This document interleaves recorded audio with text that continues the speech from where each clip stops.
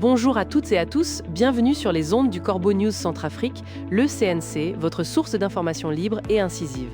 Aujourd'hui, on va plonger dans un sujet brûlant qui secoue la République centrafricaine. Un sujet qui parle de cynisme, de pouvoir et d'une stratégie pour le moins glaçante.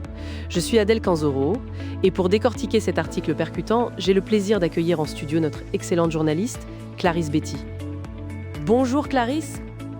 Bonjour Adèle, c'est un plaisir d'être avec vous et nos auditeurs aujourd'hui pour parler de cet article qui nous interpelle tous. Un article qui ne mâche pas ses mots, Clarisse. Le titre est déjà une gifle. Cynisme d'État, l'empereur Faustin ou la fabrication politique de l'ignorance. C'est fort, tu ne trouves pas ? Ah Adèle, c'est même le cœur du problème. L'article débute en affirmant que le dictateur Faustin Archange Touadéra n'a pas seulement appris à gouverner par la peur, la pénurie et la dépendance. Non. Il est allé bien au-delà, il a transformé l'abaissement intellectuel du peuple en une véritable stratégie de survie politique. Là où d'autres échouent par incompétence, lui, il semble persévérer par calcul. Il entretient l'ignorance, affaiblit l'instruction, banalise l'analphabétisme et fait de cette faiblesse collective un capital politique personnel. Sous son règne, la misère n'est plus seulement un scandale moral ou un échec de politique publique. Elle devient un outil de domination, une matière première du pouvoir. Un outil de domination, c'est-à-dire que, selon cette analyse, l'empereur Faustin Archange Touadéra instrumentalise la précarité pour asseoir son autorité. Est-ce que ce n'est pas une accusation un peu audacieuse, Clarisse ? C'est une accusation appuyée par des faits, Adèle, et elle est portée par A. Debengue d'Amaras qui, je cite, accuse l'empereur Faustin d'avoir fait de l'abaissement intellectuel du peuple centrafricain une stratégie de survie politique. Fin de citation. Le texte continue en expliquant que le dictateur Faustin Archange Touadéra s'est installé dans la durée en se présentant comme le dernier rempart contre le chaos, à des Centrafricains épuisés par la guerre et l'instabilité. Il vend toujours la même marchandise, la peur. Sans lui, dit-on, ce serait l'apocalypse. Sans lui, le pays retomberait dans le sang et les larmes. Ce chantage permanent à la stabilité permet de transformer toute critique en menace, toute opposition en danger public, toute alternance en irresponsabilité nationale. La misère devient alors un décor utile, un peuple occupé à survivre à moins de force pour défendre ses droits. Donc on nous dit que la peur du chaos est une arme et la misère une barrière invisible. C'est une vision très sombre de la gouvernance. Clarisse. Absolument, Adèle, et c'est là que M. Bengueo d'Amaras poursuit son argumentaire. Je cite encore, « J'accuse ce régime d'avoir érigé la peur du chaos en arme centrale de son maintien au pouvoir et d'utiliser la misère comme barrière invisible contre la contestation. » Fin de citation. Et le plus troublant, Adèle, c'est que le trait le plus grave de cette gouvernance, d'après l'article, est ailleurs encore, dans la destruction silencieuse de l'éducation. L'empereur Faustin, professeur de son État, sait parfaitement ce que vaut l'instruction, ce que la lecture, l'écriture, la maîtrise des chiffres et des idées peuvent produire comme émancipation. Mais au lieu de faire de l'école, de l'alphabétisation et de la formation des citoyens la priorité absolue, il semble y voir un danger.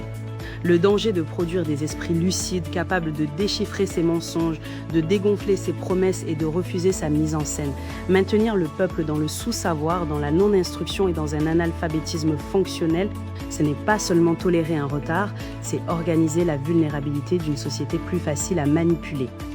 Organiser la vulnérabilité, c'est une accusation d'une gravité rare, Clarisse.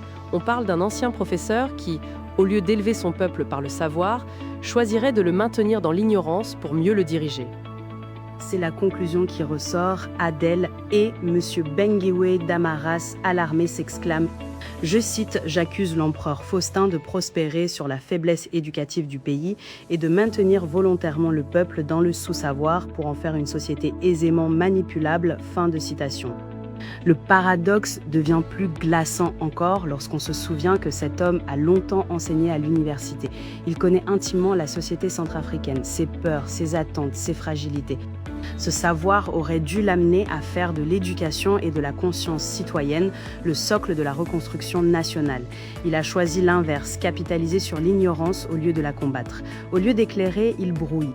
Au lieu d'émanciper, il infantilise. Au lieu d'élever, il entretient les conditions mentales qui rendent la mauvaise gouvernance supportable, parfois même applaudie. Applaudie. C'est à se demander comment des promesses délirantes, comme des chemins de fer fantasmés ou des villes futuristes, peuvent encore trouver écho. C'est précisément ce que l'article explique, Adèle. Dans ce système, ces promesses délirantes ne sont pas des accidents de communication. Elles sont une méthode. Chemin de fer fantasmé, ville futuriste, milliers d'ouvrages promis à la chaîne. La parole publique devient une mise en scène permanente où l'invraisemblable occupe l'imaginaire populaire pour mieux masquer l'absence de résultats.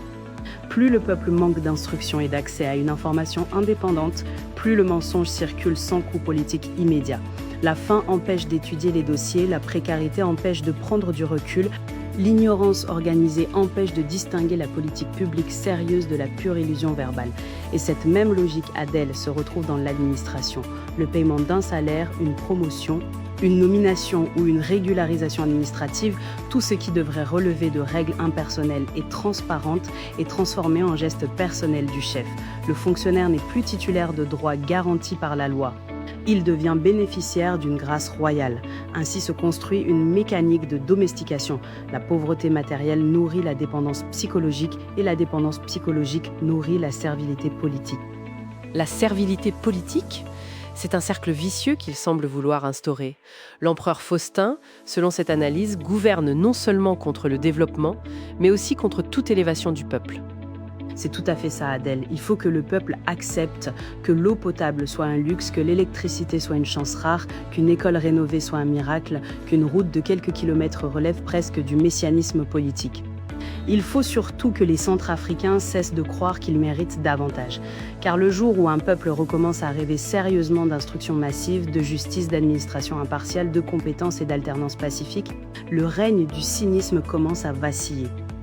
Un appel à la prise de conscience, donc, pour que le peuple se relève. Exactement, Adèle. L'article conclut en disant qu'il faut nommer les choses avec netteté. Ce mode de gouvernance n'est ni de la prudence, ni du réalisme, ni de la patience historique.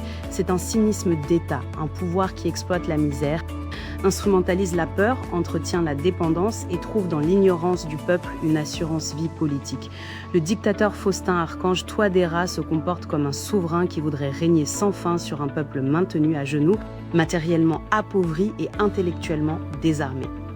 La Centrafrique ne commencera à se relever que lorsque ses citoyens refuseront de remercier pour ce qui leur est dû et refuseront surtout qu'on fasse de leur ignorance une stratégie de gouvernement. Un article fort, percutant et qui invite à la réflexion. Merci infiniment Clarisse pour ce décryptage précis et vivant.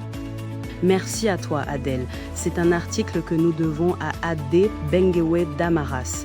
Et chers auditeurs, n'oubliez pas que vous pouvez contacter Corbeau News Centrafrique pour vos commentaires ou vos informations via nos numéros de téléphone et WhatsApp, le +236 75 72 18 21 ou le 70 16 44 65.